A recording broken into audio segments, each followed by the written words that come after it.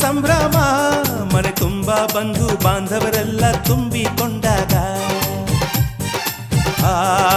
ಎಂತ ಸಂಗಮ ಶುಭ ಲಗ್ನದಲ್ಲಿ ಗಂಡು ಹೆಣ್ಣು ಜೋಡಿಯಾದಾಗ ಶಾಸ್ತ್ರೋತ್ತರ ಕಲ್ಯಾಣ ಏನ್ ಚಂದ ಕೇಳಣ್ಣ ಭೂಮಿಗೆ ಸ್ವರ್ಗಾನ ತಂದಂತೆ ನೋಡಣ್ಣ ಮನ ಬಂದ ಹಾಗೆ ಮಾಡಲು ಮದುವೆ ವ್ಯಾಪಾರ ಅಲ್ಲಣ್ಣ ಎಂತ ಸಂಭ್ರಮ